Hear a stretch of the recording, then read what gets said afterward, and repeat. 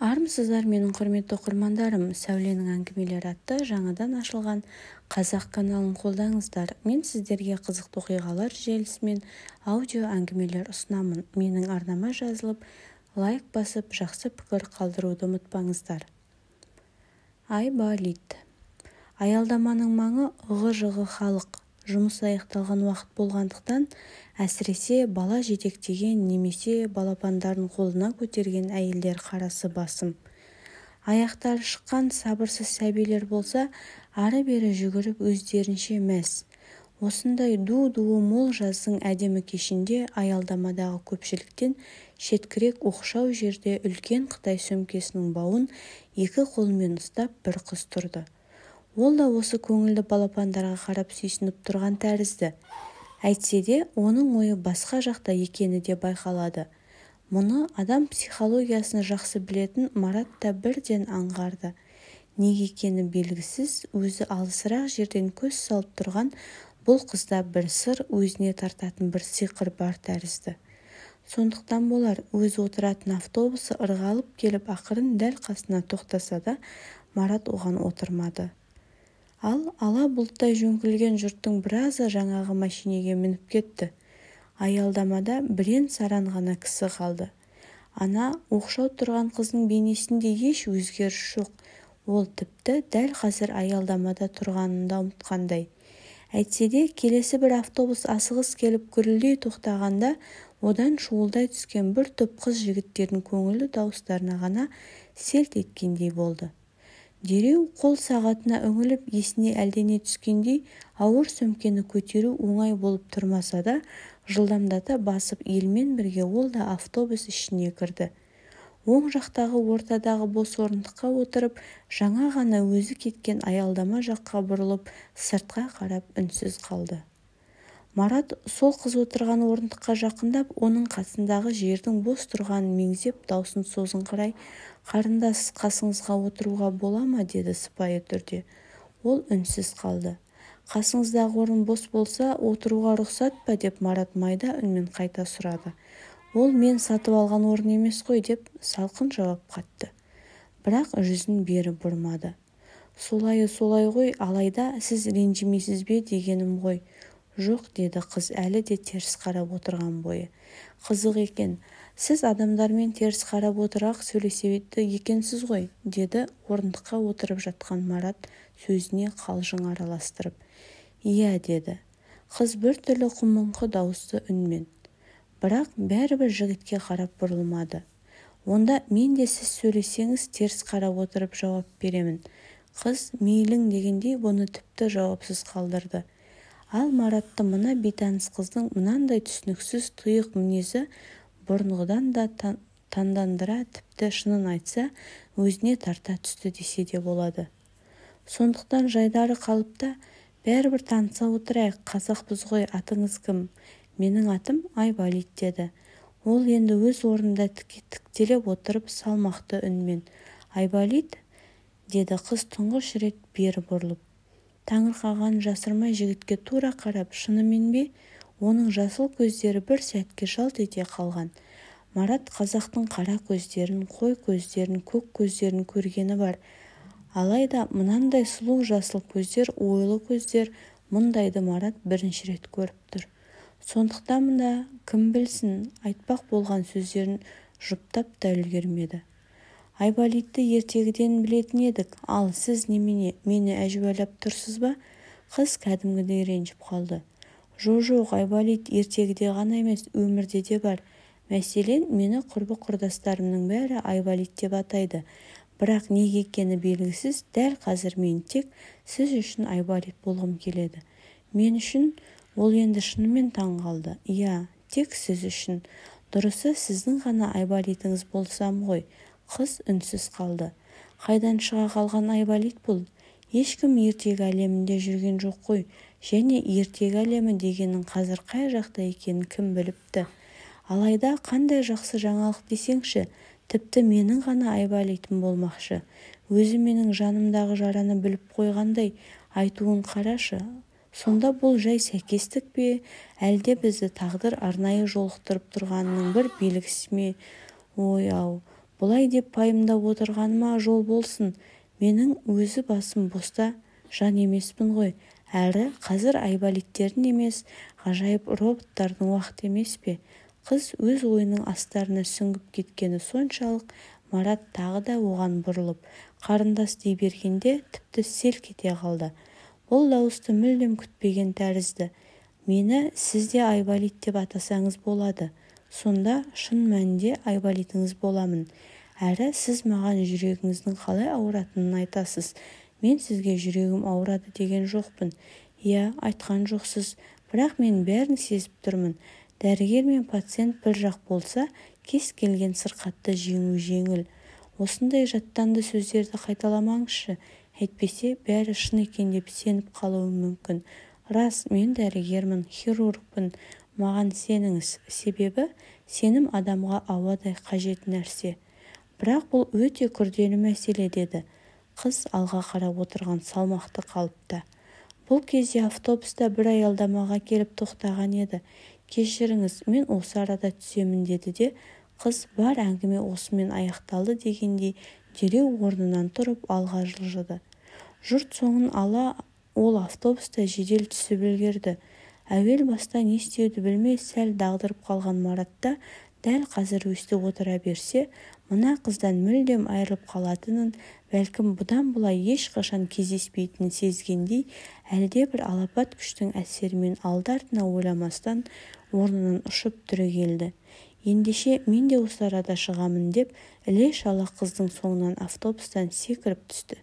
Әйтеуір сіз осы маңда тұрмайтын шығарсыз енді, деп жақтырмаған кейіпте үн қатып жігітке бұрылғанда, қыздың жасыл жанары екінші рет жалт етті. Әрине, мен басқа жақта тұрамын, өтірік айтып қайтейін, бірақ бұдан былай сен қай жерде болсаң, мен де сол жерде боламын, деді. Жігіт жүрегі дүрсілдеп кетсе де, неге сенге көшіп кеткен өзі де байқамай, әлде бір нық сеніммен. Әлі әкеліңіз, ана үлкен сөмкені мен көтерейін деп, әй-шайға қарамастан қыздың қолындағы Қытай сөмкесін өзі көтеріп алды.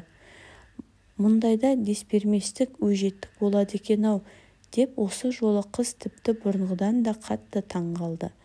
Мынадай көзсіздігіңізге қарағанда айболит болсаңыз боларсыз, деп қыз тұңғыш рет сәл жібіп күлімсіреді.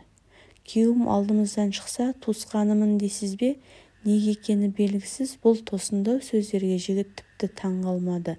Қайта өзіне жаңа ғана сәл күлімсірей қарағанында қыздың сол жақ көзінің асты көгілдір тартып тұрғанын байқады. Майласа да, опаласа да бәрін жасыру мүмкін болмаса керек. Ойпырмай, мынау жуан жұдырықтың ізі болмасын, кісі бітіне тура қарай алмай теріс бұрыла бергенің бір сыры осында жатуы да ықтимал, деп іштей әлденеден қиналып қалған. Бірақ бұдан кейін тіпті өзінше іштей қатуланып, алдымнан кім шықса ол шықсын, маған бәрібір, деді. Ол көше төбелесінің көсемі болса ше, кісіні өлтіріп тастауы мүмкін болса ше, ажалым содан болса оны да көрермін. Қыз томсырайып тағы үндемей қалды. Жүзі жабырқау тартты. Екеуі қала шетіне жақын тау бөктеріндегі шағын ауылдың тар көшесінің шаңын басып жай аяңдап келеді. Сізді қайдам, ал мені ол 2 рет өлтірмекші болды, деді қыз сәлден соң бұған ескі танысы ұқсап, енді біртүрлі мүлде басқаша бір байсалды қалыпта. Әлде бір мұң аралас солғын үнмен. Тіпті ұзақ баяндауға жүк болатын әңгіменің қақ ортасына бірақ көшкен өзі де аңғармай қалған тәрізді. Қалай, мына заманда өлтірмек болғаны несі? Енді жігіт қатты таң қалды. Әуелде мен өзім де оның не мақсаты барын түсінбеген едім. Отбасындағы күнбе-күнгі ырың-жырың деген бір-біріне ұқсас бола береді екен ғой. Артынан сол оқиғадан кейін арада бірталай уақыт өткен соң ғана ойланып барып, бәрін ұқтым. Сол жолы және одан бұрын бір рет ол мені шынымен өлтіруі, жоқ қылуды көздеген екен. Қойыңыз, бұл сұмдық қой, не үшін сонда? Шынында сол өткен нәрселер жайлы айтқымда келмейді. Екеуі жай басып ілбіп келеді. Мұндай әңгімені жалғап әкетудің өзі де оңай емес. Сонда да Марат іштей сілкініп, жоқ, бұлай болмайды. Онсыз да менің тынышым кетіп қалды. Ал мұның анығын білмесем, бұдан былай тіпті мазам болмайтыны сөзсіз, деді әлденеге тас түйін бекінген күйі. Қап, бұл нәрсені неге бастадым екен деп налыды қыз. Шыны керек, ол қатты мұңайғанын жасыра алмады. Ішкі арпалысын білдірмеуге тырысып бағуда. Айдаладағы біреуге бір көргеннен осынша сырымды айтып маған не көрінді? Және бір еркектен көрген жәбірді екінші бір еркекке айту, бұл не деген кереғар дүние? Бұл кісі сот та емес, адвокат та емес, ақыр аяғы дос та емес, оны айтасыз, тіпті танысым да емес. Мен шынында жынданайын деген шығармын. Әлде бәріне өзімнің соншама тұйықталып жалғыздыққа әбден бой ұсынып, бар жұрттан безініп кеткендігім кінәлі ме? Олай болса, нағыз психологиялық тоқырау осы шығар. Онда мен шынымен дәрігерге көрінуім керек болар. Ал сондай бір дәрігер дәл қасымда келе жатыр емес пе? Жігіт осы арада бұдан ары ештеңені күткісі келмегендей сөзді өзі бастап кетті. Білем, сізді қызғанғаннан болған шығар бәрі, шыны керек. Сіздей сұлу әйелді қызғанбау да қолдан келмейтін шаруа болар. Оған жігіттің жігіті ғана шыдауы мүмкін. Ой, сұлулық дегенді қоя тұрайықшы. Мен өзімді сұлумын деп ойламаймын. Бірақ анам айтып отырушы еді. Сұлулық әйелдің жарты бақыты, әрі жарты соры деп. Міне менің де айтып отырғаным осы ғой. Қыз жігіттің жүзіне жай ғана көз тастады да ары қарай әңгімені өзі жалғай түсті. Бірақ біз бір-бірімізге сеніп қосылып едік. Сеніп пе, сүйіп пе? Әрине сеніп. Отбасында алдымен сенім болуы керек. Ал сезімді қайда қоюға болады? Меніңше, сенім болса бәрі бір-бірінен туындай береді. Сенім, құрмет, одан барып махаббат шығады деп ойлағанмын. Негізі махаббаттың қашан, қайдан шығатыны мәңгі құпия дүниелердің бірі шығар. Ал оның хас жауы опасыздық екені бесенеден белгілі. Әйелі ерінің көзіне шөп салса, оны өлтіруді көздейтін еркектер күні бүгінге дейін бар. Әрі оған заң да түсіністікпен қарайды. Дәл солай болса, мен де күйеуімді түсінген болар едім. Сонда басқа не себеп болуы мүмкін?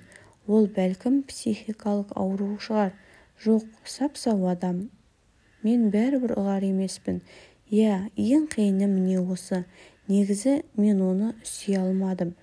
Неге оған күйеуге шықтың? Сүймесең неге шықтың? Шыққым келді, шықтым. Себебі ол басында мені қатты ұнатқан, жібі түзу жігіт болатын. Бастысы мен біреуге ерегістім. Құдай сақтасын, ол не ерегіс? Сен басқаға үйлендің, мен де бөтен біреуге күйеуге тиемін деп жанықтым. Сөйтіп бір жігітті жазаламақ болдым, деді қыз бір түрлі кектеніп. Сонымен бәрі бітті. Біткені қалай? Махаббат өлді. Ерегісу дегенді махаббат көтермейді екен. Ерегісу арқылы басқа біреуді сүйе алмайды екенсің. Есесіне басқа бір, бәлкім мүлде жазығы жоқ адамды бақытсыз етеді екенсің, деді. Енді ол салысуға кеткенде тіпті көңілсіз кейіпте екеуі де біраз уақыт үнсіз қалды. Күйеуіңмен содан кейін ажырасып кеткен шығарсыңдар, деді жігіт те шарасыз үнмен тізгінді енді өз қолына алып. Жоқ, Құдай сақтасын. Бұл мүмкін бе? Сонда қандай өмір болды? Ешқандай да өмір болған жоқ. Ол үлкен лауазымды қызмет атқаратын. Ол бәрін біле тұра менен кетпеді. Себебі біз ажырассақ, ол тақтан айырылатын еді. Әрі біздің қожақанымыз бар болатын. Ұлымыз. Солай де, көндік те. Ал сен қалай шыдадың? Айтпа, итшелеген өмір. Талай рет ішіп келіп те, ішпесе де өз-өзінен ызаланып та мені ұрып соқты. Одан да махаббат деген жарықтық туындамайды екен. Біздің заманда ұрып соғу деген тіпті сорақылық қой. Марат көзін көрмеген замандас үшін ұялып қалды. Біздің заман өткен заман дейтіндей ештеңе жоқ. Әйелді отбасында ұрып соғу деген ешқандай заманға қарамайтын болса керек. Соның бәріне сен қалай төздің, деді. Жігіт осы жолы оған шын жан ашып. Сенің жаның тым нәзік емес пе? Ұрып соғу түгіл қатты сөйлеудің өзі саған ауыр тимей ме? Дегенді айта алмай дымы құрыды. Қайтейін, өзі кетпеді, мені де жібермеді. және сен ең сорақысын білмейсің. Ол не сонда? Бұдан да сорақы нәрсе бола ма? Айтасың ба? Айтайын, айтпаған не қалды өзі? Сен зиялы жан тәрізді көрінесің. Бірақ менің әңгімемнің бәрін түсіну саған да қиын болар. Неге? Мен ештеңе ұқпайтындай кісімін бе? Себебі сенің де затың еркек қой. Мұны ол ешбір зілсіз, айыпсыз, кексіз айтты. Өзі жақсы білетін риясы шындық тәрізді оп-оңай жеткізді. Айболит үн-түнсіз қалды. Бірақ неге екені белгісіз, еркінен тыс қасында келе жатқан қыздың ап-арық иығынан құшақтады. Күйзелгенінің әсері шығар, оның денесінде сәл-пәл діріл бар екен. Аяқ астынан мейірімі оянып, мына қуыс шақтай әдемі ап-арық қызды ыстық құшағына алып, оны қатты қысқысы келді. Бірақ оның тәкаппарлығынан сескенді. Және ол біреудің келіншегі емес пе? Ол бар ғой, мені өзінше сүйді. Күйеуімді айтам, ол менен махаббат талап етті, рас. Мен отбасы үшін тырысып бақтым, бірақ бәрібір оны сүйе алмадым. Ал ол өзінен туған жалғыз ұлын жақсы көрмеді. Қалайша өзінен туған өз ұлы бола тұра ма? Барлық парадокс осында жатыр. Мен оны сүймедім, есесіне ол туған ұлын сүймеді. Мен осылай жазаландым. Иә, күтпеген жайттар екен. Екеуі де сәл уақыт үнсіз қалды. Не деп сөз қозғауды Айболит те білмеді. Әңгімесін әрі қарай жалғауға қыздың да ынтасы жоқ еді. Әйтсе де сәлден соң тағы бір сұмдығы бар, деді жұлып алғандай. Ол не тағы? Жігіт тіпті таңданысын жасырмады. Менің көзімді бақырайтып қойып басқа елдермен жүре бастады. Дауысында бірақ өкіну де опыну да жоқ. Әлде бір немқұрайлыққа толы салқындық бар. Ана жігіттің белсенділігі жаман ба, әлде мына қыздың сабырлылығы қисынсыз ба? Қайсысын дұрыс не бұрыс дей алатынынан жігіт дәйір алар емес. Білесің бе, бұған мүлде айтарым жоқ менің, деп ақырында шынына көшіп, ол тіпті тұйыққа тірелгенін жасырмады. Жай ілбіп жүріп келе жатқан екеуінің қасынан жол үстінде кішкене шалшық суды шаша-маша бір жеңіл көлік жүйткіп өтіп кетті. Екеуі бұл қалай, не деген мәдениетсіздік мынау деп ренжімек түгілі, мұнысы несі деп те оған көңілі бөлмеді. Ал сен өзің неге кетпей жүрсің, деді жігіт бір кезде ұйқыдан шошып оянғандай, ішкі ызасын ешбір бүркелемей қызға бүкіл денесімен бұрылып. Кетіп көрдім, бәсе, біздің заман басқа ғой. Біз бүгін азаматтық теңдік орнаттық, жаңарып жаңғырып жатырмыз. Заман деп қоймадың ғой, заман басқа. Менің үйің, отбасың бөлек нәрселер. Кейде екеуін бір-бірімен қабыстыра алмайсың. Бәлкім мен заманның сондай кереметінен ештеңе ала алмай келе жатқан әлсіз ақымақ біреу шығармын. Жоқ, сен әлсіз ақымақ емессің, меніңше мықты жансың.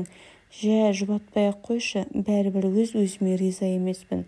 Өз-өзіңе риза болмаудың бірталай ауыр сырқат түрлері бастау алады, деді жігіт осы арада өзінің дәрігер екендігі есіне түсе қалғандай. Әрі әйел адам сендегідей сұлулығымен жоғалта бастайды. Ой, сол сұлулық дегенді қойшы. Меніңше нағыз сұлулық адамның сыртында емес, ішкі дүниесінде деп білемін. Солай негізі. Бірақ еркектер үшін басты нәрсе сыртқы сұлулық. Неге бұлай, тіпті түсінбеймін. Мұны олардың өздері де түсінбейді шығар деп ойлаймын кейде. Бұл шындық енді, дегендей Айболит ләм-мим деп қарсы дау айтпады.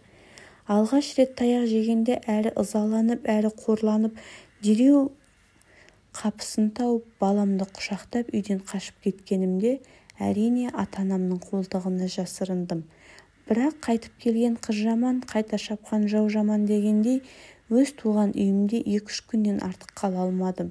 Ұяттан өртеніп, әкеммен бірге бір дастарханның басында отыра алмадым. Содан баламды құшақтап, әкеме сырымды айтпаған күйі Алматыдағы досымның үйіне тарттым. Досым Сағиланың үйіне күйеуім артымнан қуып келіп іздеп тапты. Одан басқа жерді паналай алмайтынымды ол жақсы біледі, деп көңілсіз болса да әңгімесін жалғастыра түсті. Сол бір сойқанды сәттерді еске алу, ауызша айту оған өте қиын болса да, бәрі көз алдынан кеше көрген киносындай көлбеңдеп өтіп жатыр. сол жолы есіктен кірер-кірмес кешірім сұраудың орнына күйеуі мұны тарпа бас салды. «Мына сұлу жүзіңді Айсара пышақпен тілгілеп адам қарамайтындай етемін, тіпті өзіңді өзің танымай қаласың» деп оны жұлқылай бастағанда одан бұрын Сағиланың зәресі ұшты. «Мұның не досым-ау, сен тәп-тәуір азамат емессің бе?» деп Сағила оны жөнге шақырды. Бірақ оның қанталап шытынап тұрған көздерін көргенде тілі байланып қалды. «Сен кіріспе Сағила, мен секілді дардай мемлекеттік қызметтерді тастап қашып ұятқа қалдырған мына досың Айсараның осы әрекеті дұрыс па?» деп әкіреңдеуін баса алмай Сағилаға қарап қалш-қалш етті. Осы сәтте Айсараға тіл бітті, себебі досының үйін қызыл қырғынға айналдыруға оның еш қақысы жоқ еді. «Сағила, шынында да сен бізді кешір. Әп сәтте сенің тып-тыныш үйіңнің ойранын шығардық. Еркектің абыройы, баланың тағдыры дегенде бар. Шынында да менікі үлкен қателік болды» деді. Ол аяқ астынан құрбысына қарап салқын үнмен, көзінде тіпті жас жоқ, үнінде тек суық бар. «Бәсе, сөйтіңдерші, татуласыңдаршы, ұрыс-керіс бізге неменеге керек? Кішкентай Тимурларың да оянып қорқып кетер. Мен барып шай қояйын» деп байғұс досы жыламсырағанын жасырып ас бөлмесіне шығып кетті. Бұл аралықта Айсараның шаңқылдап ұрыс шығармағаны, артық кем айыбын бетіне баспағаны, тіпті кінәсін мойындаған мына сабырлы салқын сөздері күйеуін мүлде таң-тамаша қалдырды. Ақкөзденген ашуының қалай басылып қалғанын өзі де түсінбейді.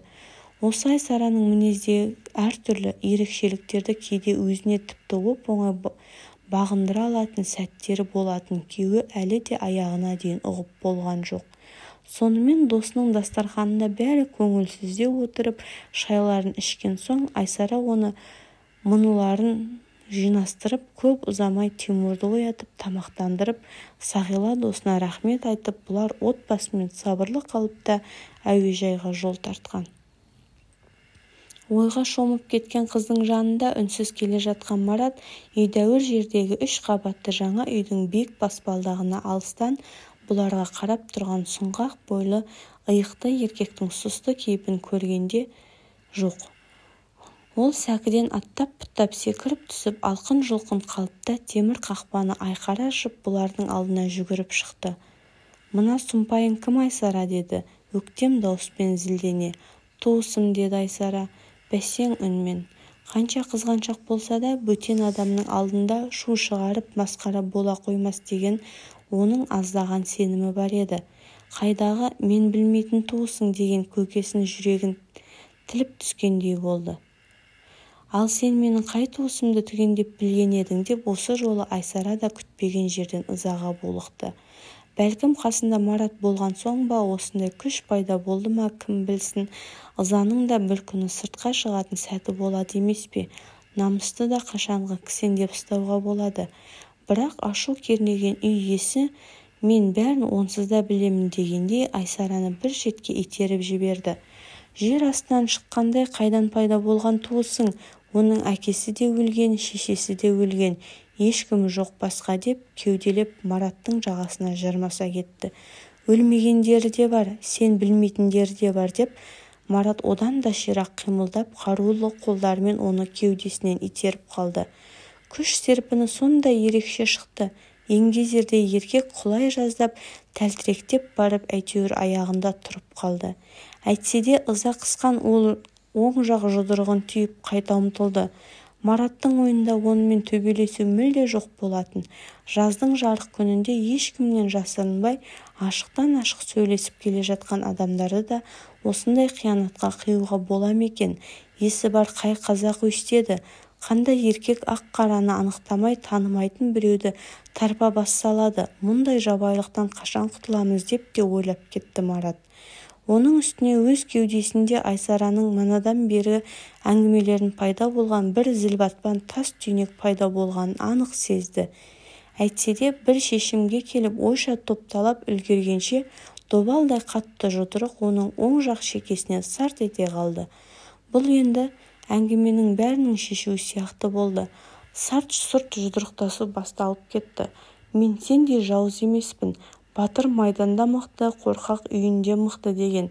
Сенің күшің үйдегі әйелге әлімжеттік жасау екен, ал енді сыртта мынаны көр деп тастай жұдырығынан оңай жалтарып, Марат оны құлақ шекеден періп қалғанда, ол рингтегі жеңілген боксердей шалпасынан түсті. Бірақ дереу ұшып түрегелді. Мұның қандай шайқас екенін дәл қазір түсіну қиын. Жұдырықтар бірінің басына, бірінің көзіне тиіп жатыр. Аяқтарда бірін-бірі шалуда. Есік алдынан шаңы шығып кетті. Мынандай көз ілеспес қимылдар мен жылдамдықтан аңырап есі ауғандай болып жалғыз Айсара ғана тұр. Ары қарата не боларын кім білген. Дәл осы кезде үй жақтан бір баланың нәзік дауысы естілді. «Мама, папа, мен мұндамын, мама, бүгін маған не әкелдің?» деп 4-5 шамасындағы бір бала қақпадан сыртқа жүгіріп шықты. Бұл кезде аюдай еркек үсті-басын қағып, бетін сүртіп, тіктелеп үлгерген еді. «Саған ерекше сыйлық бар қошақаным, сенің туған күнің ғой» деп Айсара есін жиып аяғына оралған баланы құшағына алды. «Бара ғой енді, біз де қазір кіреміз» деді еңкейіп ұлының маңдайынан иіскеп. «Кешір Айсара» деді. Бұл кезде жаға жеңдерін түзетіп үлгерген Марат тұңғыш рет оның атын атап. «Мен бұлай болғанын қалаған жоқпын, оқасы жоқ Айболит» деді де Айсара тұңғыш рет оның атын өзінше атап. «Ешкім ештеңені алдын ала болжай алмайды, сонда да кешір, мен қайтайын, жүр» деді Айсара Маратқа жауап қайтармаған күйі. Әлі де есі ауысқандай зеңкиіп тұрған күйеуіне қарай бұрылып, «Үйге кірейік», оның даусынан шаршағаны білініп тұрды. Анау аюдай қорбаңдаған ебедейсіз күйі Маратқа бұрылмастан қақпасына қарай беттеді. Сәлден соң темір қақпа сырғанап барып тарс етіп жабылды. Айболит үнсіз кері қайтып келе жатты. «Бұл не қылған сұрғылт өмір Айсара» деп ойлап одан сайын тұнжырай түсті.